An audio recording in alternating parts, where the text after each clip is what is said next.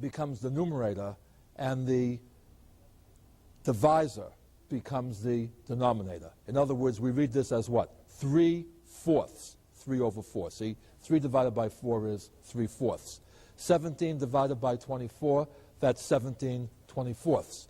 And 5 divided by 6, that's 5/6. Now you see, once we have it in this form, now we go back and solve this problem just as we would have in self-test 4. Namely, to compare these, it's not enough to look at the numerators. We have to have a common denominator. I will spare you the details of finding common denominators because that was in the last exercise set. Probably by inspection, you notice that the least common denominator here was 24. 4 goes into 24 6 times. 3 times 6 is 18. 24 goes into 24 once. 17 times 1 is 17. 6 goes into 24 4 times.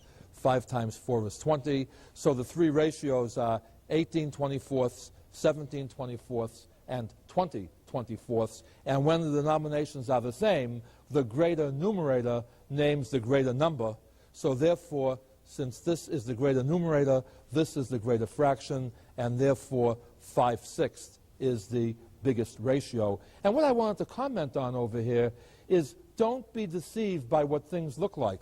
A lot of times people look at these numbers and they say, gee, 5 and 6 are pretty small compared with 17 and 24. Well, sure, 17 and 24 are big numbers, but keep in mind what this is really saying. This is saying you're taking 17 out of every 24. Here you're taking what? 5 out of every 6. And that's the same as taking 20 out of every 24. Now the question is, if we can do this kind of a problem, where do we use it in real life? And in real life, whenever you divide one number by another, remember that numbers are adjectives modifying nouns. When you divide two nouns, you're finding a rate. And a very common type of rate is known as the unit price. And that's what I want to show you in the next problem. The next problem says, which of the following is the cheapest price? You can buy 40 pounds for $25.20, 30 pounds for $19.50, and 50 pounds for $30.50. I suspect when I copied this down, I left out an important piece of information. Because if you take this problem literally, the cheapest price is B. It says, which is the cheapest price? Well, of these three prices, obviously $19.50 is cheaper than the other two. I suspect the problem was worded, which of the following represents the cheapest price per pound. That's the way I'm going to solve the problem anyway. So, in other words, if I want to find the price per pound, I can measure the price either in dollars or in cents. I prefer to use cents at this stage of the course because if I use dollars, I'm concerned with a decimal point, and technically speaking, we don't handle decimals in this course until the 7th module. So here's the idea. See, we're going to deal with dollars or cents per pound, and the key step in a ratio problem is that per can always be replaced by a division symbol. So in terms of part A, the number of dollars is $25.20, which we can call 2,520 cents. And the number of pounds, see, in other words, in cents, this is 2,520. And the number of pounds here was 40. So we have this division problem. 40 goes into 2,520. Well, 40 goes into 252 6 times. 6 times 40 is 240. We subtract, we get 12. Bring down the 0. 40 goes into 123 times. No remainder. Therefore, the first rate comes out to be 63 cents a pound. See, that would be called the unit price. That's the unit price. Let's see the unit price. See, the unit in this case is a pound. Let's find the unit price in the second case. The second case, we're paying $19.50. That's 1,950 cents, but for 30 pounds. So that's going to be what? 1950 divided by 30, which as a Gazinta problem says 30 goes into 1,950. So we just do the long division here. 30 goes into 195 6 times. 6 times 30 is 180. 180 from 195 is 15. We bring down the 0. 30 goes into 150 5 times. So this comes out to be 65 cents a pound.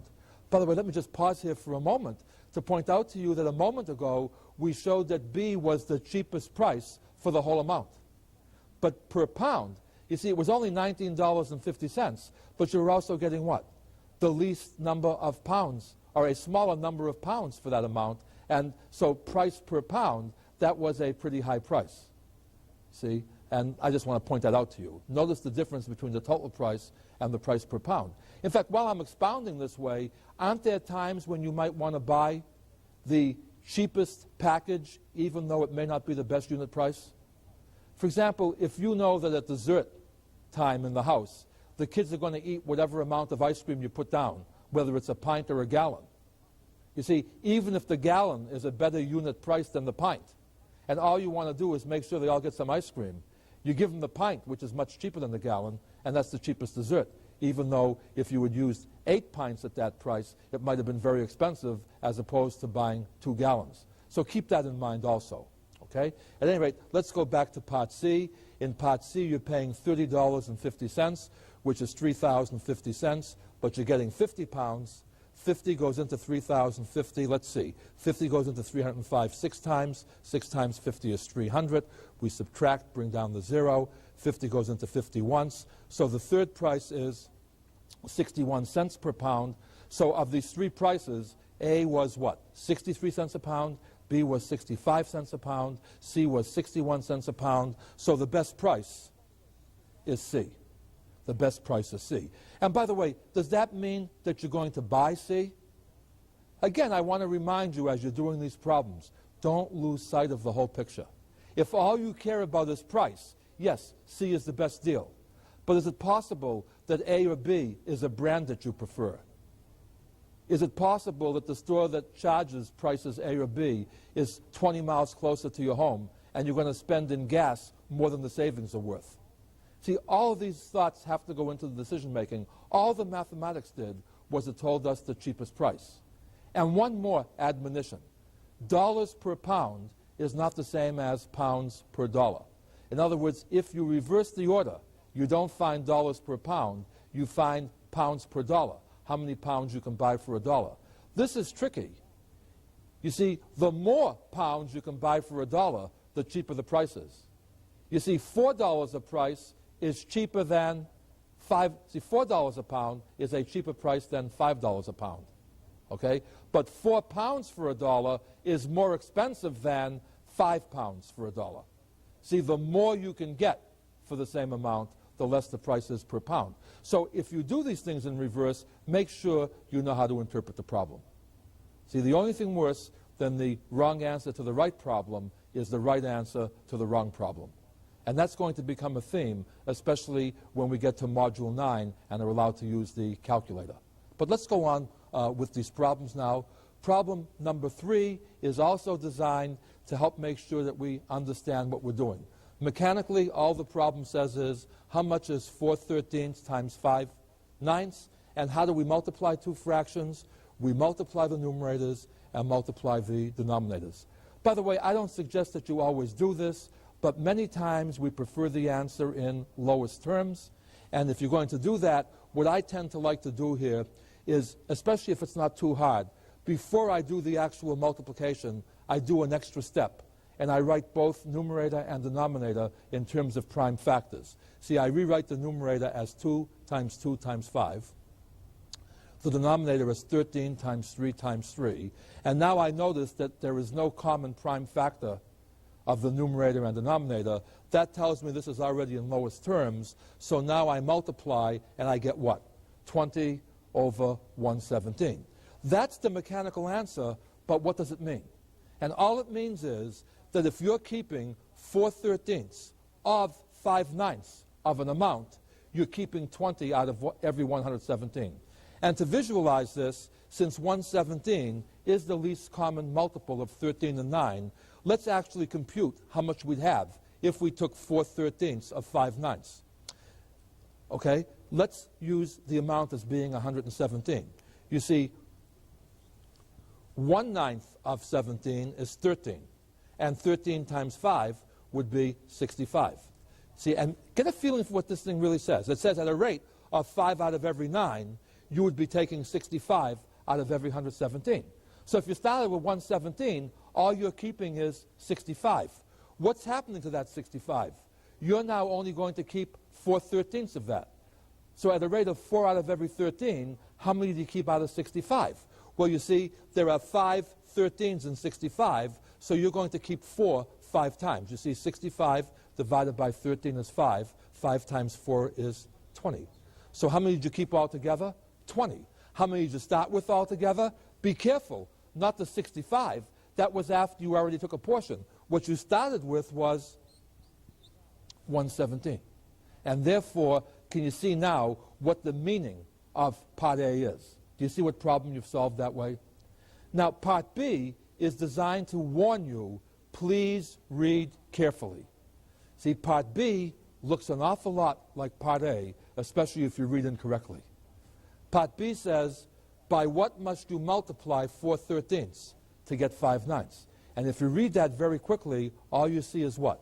The 4 13ths, the 5 9ths, and the word multiply. And most people who are careless, when they see Part B, wind up doing Part A. See, be careful what this thing says. It says, what number, that's the unknown, must you multiply by 4 13ths to get 5 9ths for the answer? And by the way, let's construct that. Remember how we did that in the lecture? We want to wind up with 5 9ths. We have 4 13ths. To get rid of 4 13ths, we multiply by 13 over 4. That gives us 1 for the product. And 1 times 5 9ths is 5 9ths. So altogether, we multiply by what? 5 9ths times 13 fourths. 5 times 13 is 65. 9 times 4 is 36. So the answer is what? 65 over 36. And how can we check that? If this is right, what should happen? If we multiply the answer by 4 13ths, we should get 5 9ths. And look what happens here. 13 goes into 65 once. 4 goes into 36 9 times. And the answer, lo and behold, is 5 9ths.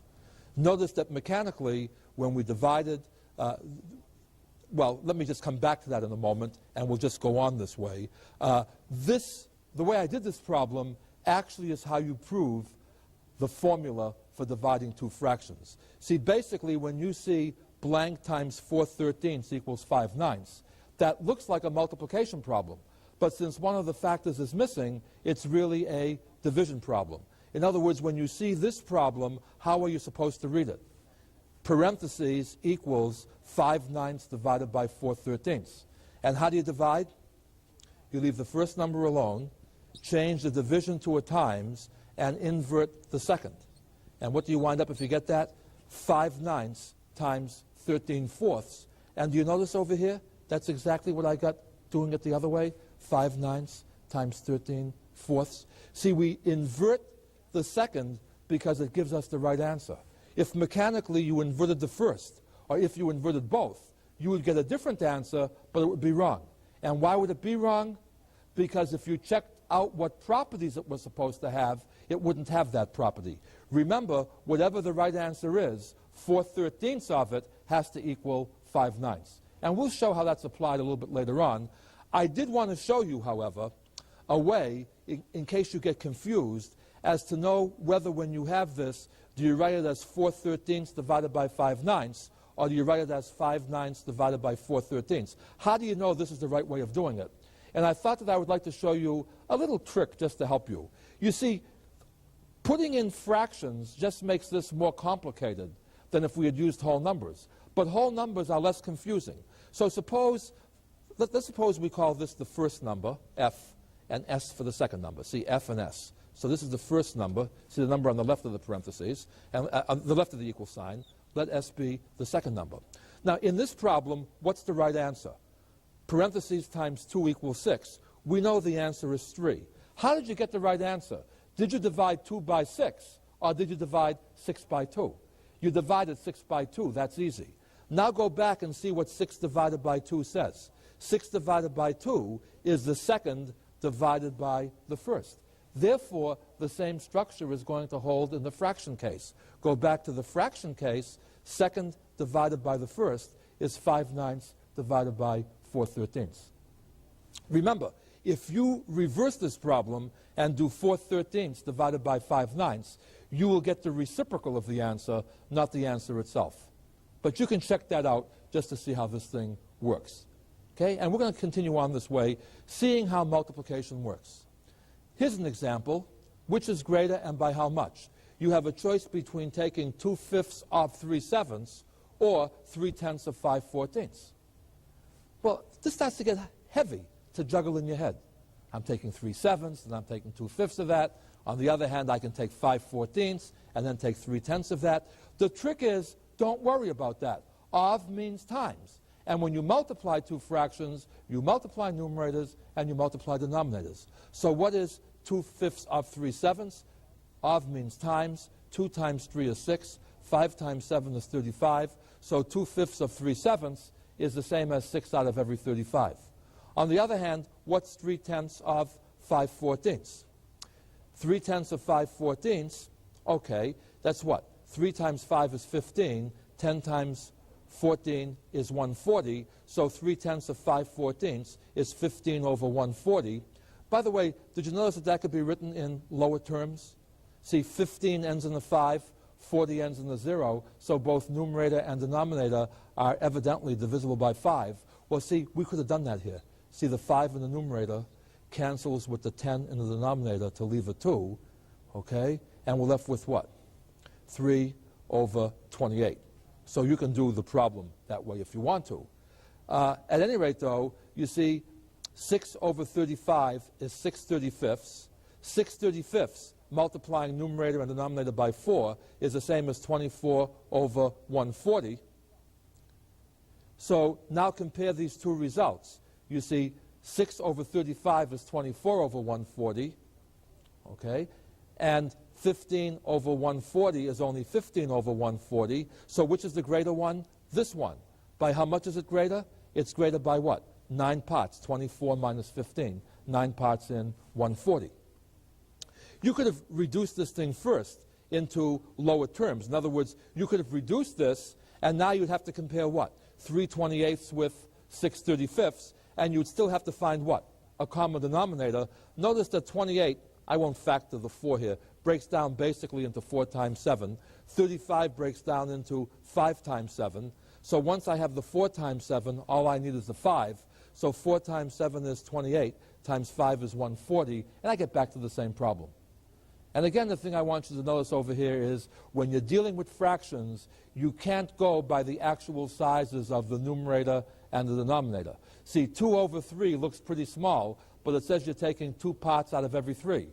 1 million over a billion looks very big, but it says you're only taking what? Out of every billion, you're only taking 1 million. That's a very small ratio, okay?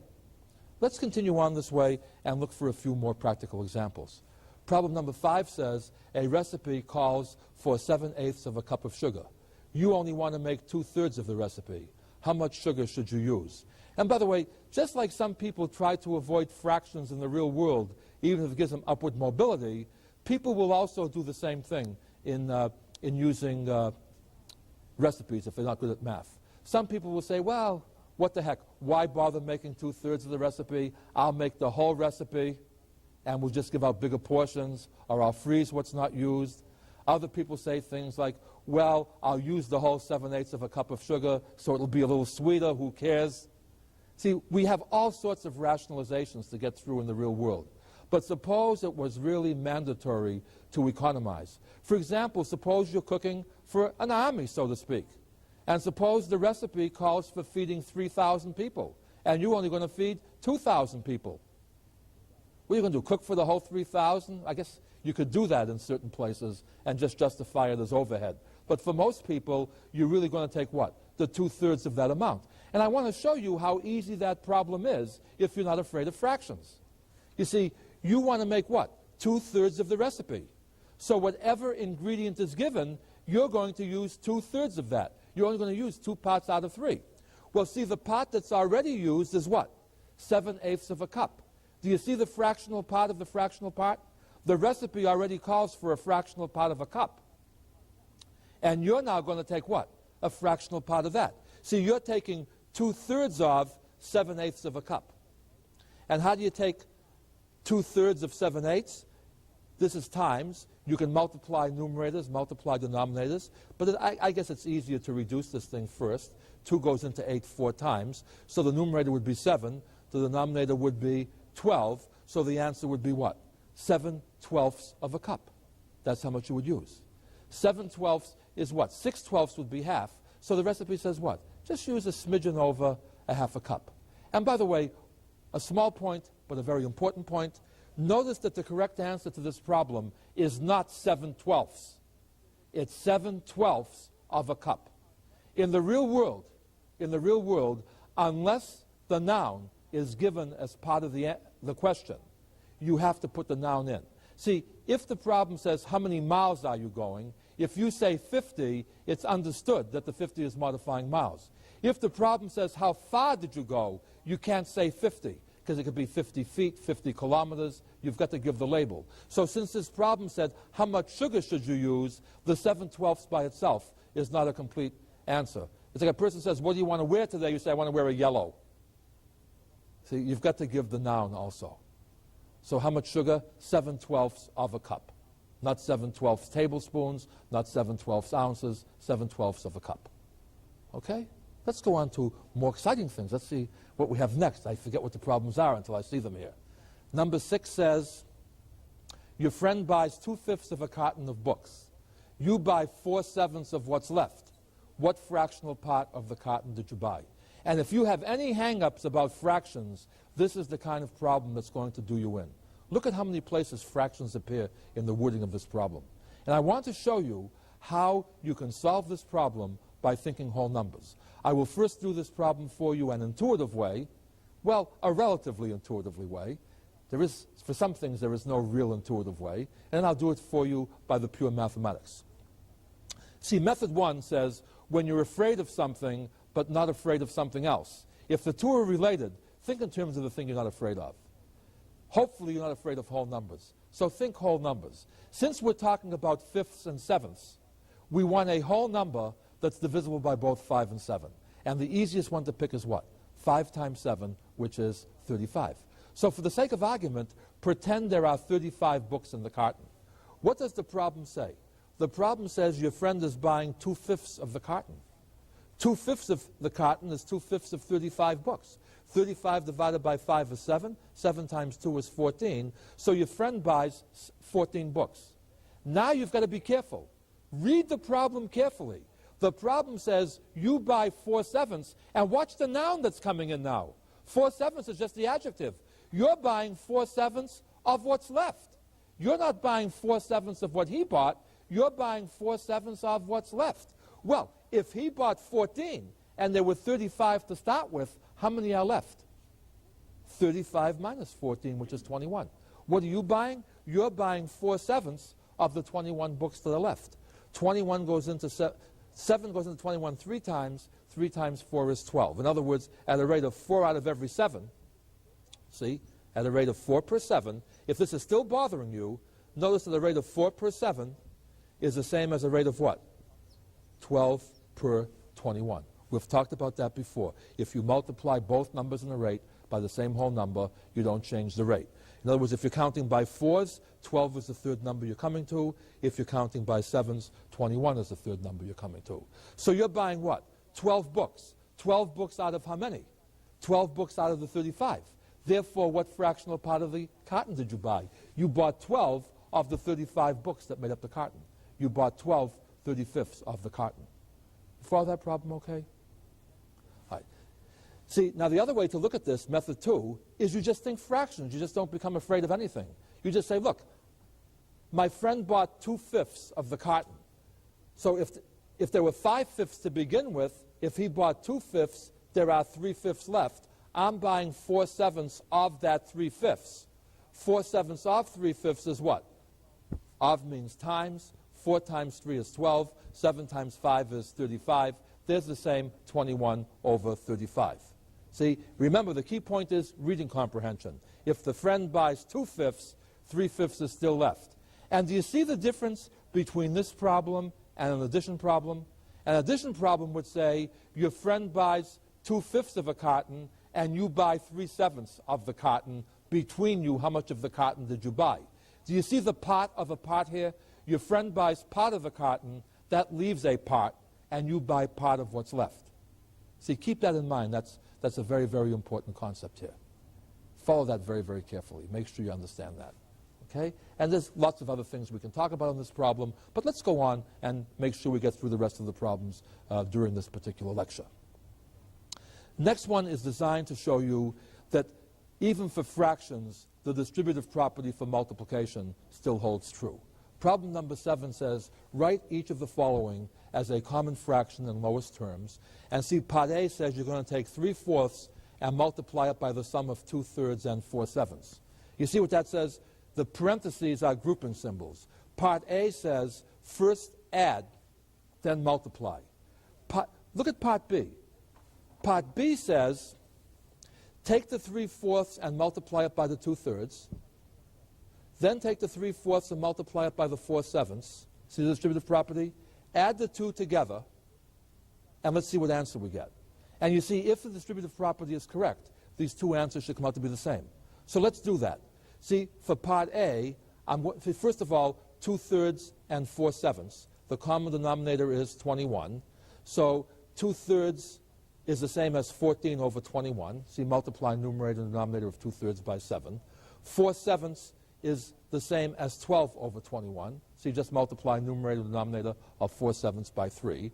14 over 21 plus 12 over 21 is 26 over 21. So now I'm taking the 3/4 and multiplying that by 26 over 21. That gives me 78 over 84. Problem was supposed to be in lowest terms. How do I know this isn't lowest terms? Well, because this ends in an 8, this ends in a 4. They're both divisible by 2. Secondly, 7 plus 8 is 15. 15 is divisible by 3. 8 plus 4 is 12. 12 is divisible by 3. 15 is divisible by 3. So in other words, if a number is divisible by both 2 and 3, it's divisible by 6. If I divide 6 into 78, I get 13. If I divide 6 into 84, I get 14. So the answer should be 13 over 14. A quicker way of getting this would have been to do what we learned earlier, namely any common factor from any numerator with any denominator in a multiplication problem can be canceled. So the 3 goes into 21 7 times, 2 goes into 4 twice, 2 goes into 26 13 times, 1 times 13 is 13, 2 times 7 is 14. So the answer to part A is 13 over 14. Now let's go and see if we get 13 over 14 for part B. Part B starts out kind of nice, because basically all we do in part B is we can reduce this to lowest terms. See, the 3 here cancels with the 3 here. The 2 here cancels with a 4 here to give me a 2. So the first term simply reduces to 1 times 1 over 2 times 1. That's 1/2. The second term, the 4's cancel, and so I get 3 times 1 over 1 times 7, which is 3/7. When I'm dealing with halves and sevenths, the easiest common denominator is 14. 2 goes into 14 7 times. 7 times 1 is 7. So the first one is 7/14. 7 goes into 14 twice. 2 times 3 is 6. So I have 7/14 plus 6/14. That, of course, is 13/14. So the answer still checks. Okay?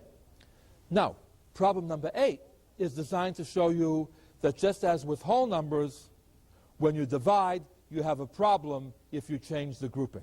In other words, whereas multiplication does have the associative property, division doesn't. So problem A says, write as a common fraction in lowest terms. Part A tells you 8 ninths divided by 6/7 divided by 2/7. And part B says 8 ninths divided by 6/7 divided by 2/7. As I said that, didn't A and B sound alike? See, what makes this thing different is the parentheses. In part A, the grouping says, look, start with 8 ninths and divide that by 6/7. Then whatever answer you get, divide that answer by 2/7. Part B says, remember, look at the parentheses, divide 6/7 by 2/7, and whatever answer you get, make sure that 8 ninths is divided by that answer. See, here you're going to do this first, then this. In part B, you're first going to do this, then this. So let's do that. Let's do that. See, how do I divide? I leave the first factor alone, change the division to a times, and invert the second factor. So this is going to be 56 over 54, which I could simplify now, but why bother? You see, I can always simplify this, but there's an outside chance that maybe when I do the next part, I'll even have more factors that will cancel. It doesn't happen to happen in this problem, but I just want to show you that technique anyway. See, I'm going to take this number and divide that by 2/7. How do you divide by 2/7? You multiply by 7 over 2. See, to divide by a fraction, you multiply by its reciprocal. So I have what? 8 over 9 times 7 over 6 times 7 over 2. By the way, once I have this, I can now remove the grouping symbols, because once everything is stated in terms of multiplication, multiplication is associative. So now if I want, I can say what? The 2 in the denominator cancels with the 8 in the numerator, leaving a 4. The 4 in the numerator, I can take a 2 out of that. The 2 also cancels with a 2 in the denominator, leaving me a 3. Okay? And I take this whole thing. 2 times 7 is 14. 14 times 7 is 98. 9 times 3 is 27. So the answer is 98 over 27. That's in lowest terms because the only prime factor of the denominator is 3, but the numerator isn't divisible by 3. How do I know the numerator isn't divisible by 3 without even going any further? Because 9 plus 8 is 17. 17 is not divisible by 3. And a number is divisible by 3 if and only if the sum of its digits is divisible by 3. Part B says what? Same problem, only now you're going to work with 6/7 divided by 2/7 first. Well, see, how do you divide 6/7 by 2/7? You leave the 6/7 alone, change the division to a times, and invert the 2/7. So it becomes 6/7 times 7/2. The 7's cancel. 2 goes into 6 3 times. By the way, that's interesting. You notice this whole thing reduced to 3? Look at why. There was a common denomination here. You have 6/7 and 2/7. How many times bigger is 6 than 2? 3 times bigger. See, 6 of anything is 3 times bigger than 2 of that same something, so you should expect that 6/7 should be what? 3 times bigger than 2/7. But one of the beauties of mathematics is that even if you don't suspect it and don't even think it's going to happen, the mathematics comes out and does it for you anyway. So now we have what? 8/9 divided by 3, which is the same as 3 over 1. How do you divide by 3 over 1? You multiply by 1 over 3. So we leave the 8/9 alone, change the division to a times, and we invert, okay? And then we get what? 8/9 times 1/3 is 8/27. 8/27, okay? All right, let's go on. Here's one similar to one that we did in the lecture. An object travels 4/5 of a mile in 2/3 of a minute. What is its speed in miles per minute? Part A. And part B says, what is the speed in miles per hour? And again, this is a very easy problem to do if you do it mechanically. In fact, I'm going to show you how much easier this problem is to do mechanically than to do the logic way. See, we want what? Miles per minute. That means we're going to take the number of miles, which is 4/5, per means divided by, and the number of minutes is 2/3. So the arithmetic simply says what? 4/5 divided by 2/3, and the label will be miles per minute. 4/5 divided by 2/3. How do we divide? You leave the 4/5 alone, change the division to a times, invert the 2/3 to get 3/2. 2 goes into 4 twice, so you get 6/5 miles per minute. Again, if this bothers you, 6/5 of a mile per minute is the same rate as what? 6 miles per 5 minutes. In other words, this is per 1 minute. If I times this by 5 and this by 5, you see a rate of 6/5 of a mile per 1 minute is the same as 6 miles per 5 minutes. See, this sounds like a fraction, this sounds like a whole number, but who cares? The answer is 6/5 of a mile per minute. How many minutes are there in an hour? 60. So if you go 6/5 of a mile every minute, in an hour you're going to go 6/5 of a mile 60 times. 6/5 of 60, see, 5 goes into 60 12 times. 12 times 6 is 72. So this may sound a little bit funny to you. How can you be going 72 miles per hour when you're going 4/5 of a mile in 2/3 of a minute? And the answer is, even though 4/5 of a mile isn't a very big distance, you see, 2/3 of a minute is a relatively short period of time. There are 90 of those in an hour. So you're going 4/5 of a mile 90 times. But at any rate, that should give you a feeling for the problem. Let me show you, by the way, how the logical way works out. And just to show you how much more difficult it is in terms of the conscious thought process you have to go through. See, if you can do 4/5 miles in 2/3 of a minute, see, 2/3, in 1 minute you're going to do, in 1/3 of a minute, you're going to do half of what you do in 2/3. So 1/2 of 4/5 is 2/5. And if you go 2/5 of a mile in every third of a minute, since it takes 3/3 of a minute to make a whole minute, you're going to go 2/5 of a mile 3 times in 1 minute. And 2/5 times 3 is 6/5. So the answer still comes out to be what? 6/5 of a mile per 1 minute.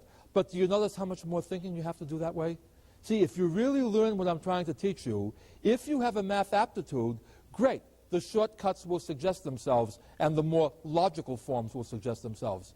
If you don't have a mathematical aptitude, thinking of fractions in terms of whole numbers will give you a much better chance to understand the plausibility of your answers than by doing it by another method. Well, anyway, let's get on to the last problem, which is a unit pricing problem only without price. I want to show you how we often try to do things by seeing what happens to a unit. And based on what happens to a unit, we then determine what happens to other units. See, I'm going to draw a map to scale. And the problem says a map uses a scale of 1/8 of an inch to represent a distance of 50 feet. And don't be confused by this. Some people say, how can you do this? Aren't there 12 inches to a foot? That's only for a true length. What we're saying is, here's a distance, great big distance, we want to draw it on a piece of paper. So we say, okay, every 50 feet of true distance is going to be scaled to down to 1/8 of an inch on our map. So every 1/8 of an inch represents 50 feet. Part A says how many feet distance will be represented by 1 inch, and Part B says how much will be represented by 3/5 of an inch. And in real life, you're usually told to do Part B without being given Part A. In other words, in most real life situations, what will happen is you're looking at the map, and here's point A and here's point B. You take your ruler and you measure the distance between point A and point B, and you find that it's 3/5 of an inch. Now you look for the scale on the map, and the scale says every 1/8 of an inch is 50 feet. So you now have to figure out, okay, if 1/8 of an inch is 50 feet, how many feet will 3/5 of an inch be? Do you understand that type of a problem? And I want to show you how you think whole numbers to solve this. What you're going to do is, instead of fooling around with 1/8, fool around with a whole inch, because that's easier to handle. See, if every 1/8 of an inch is 50 feet, won't 2/8 of an inch be 50 feet twice, or 100 feet? And 3/8 is what? 1/8 3 times? So 1/8 is 50 feet, so 3/8 will be 50 feet 3 times. So as you count by eighths, notice that the distance that you're representing counts as the multiples of 50, doesn't it? Do you see that? See, 1/8 is 50 feet, 2/8 is 100 feet, 3/8 is 150 feet. The whole inch is 8/8, isn't it? 8/8 is a whole inch. So 8/8 is what? Each eighth is 50 feet. So 8/8 is 50 feet 8 times. That's 400 feet. So there are 400 feet per inch, okay? 400 feet per inch. See, feet per inch is feet divided by inches, all right? Now, here's the trick. If 1 inch represents 400 feet, what's 3/5 of an inch? See, 3/5 of an inch means 3/5 of 1 inch. So whatever 1 inch represents, 3/5 of an inch represents what? 3/5 of whatever 1 inch represents. So to say I want 3/5 of an inch says I'm taking 3/5 of 400 feet. 1/5 of 400 feet is 80, so 3/5 would be 80 times 3, which would be 240 feet. In other words, 1/5 of 400 feet is 80 feet, right?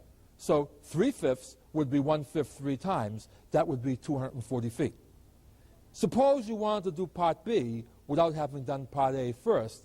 I want to show you it can be done, but that it's slightly more thought-oriented. See, to do Part B without A, what you may want to do is find out how many times 1/8 inch is in 3/5 of an inch. After all, how did we do Part A? Didn't we see how many eighths there were in a whole inch? But that was easy. There's what? 8/8 in a whole inch. How many eighths are there in 3/5 of an inch? That's a little bit tougher. See, what we're saying is, if you count by 1/8, when will you come to 3/5? But don't worry about that. Work it out this way. See, how many eighths? See, how many times must you take 1/8 to get 3/5? That looks like a multiplication problem, but it's what?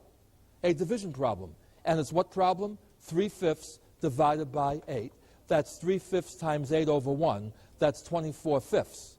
that's 24 fifths. And 24 fifths, you see, every 5 fifths makes up a unit, so 24 fifths, 5 goes into 24 almost 5 times, right? It's 4 with a remainder of 4. So there are approximately 5 1/8 in 3 fifths. But we're not going to pursue that much further right now. We may, in a little while, look at that. So basically what we're saying is, in 3 fifths inches, we have 1/8 of an inch 24 fifths times. In other words, we have 50 feet this many times. 50 times 24 over 5, 5 goes into 50 10 times. 10 times 24 is 240. So there's the same answer, 240 feet. You see, and a quick estimate would be, roughly speaking, how many 3 fifths are there in 1/8? About 5.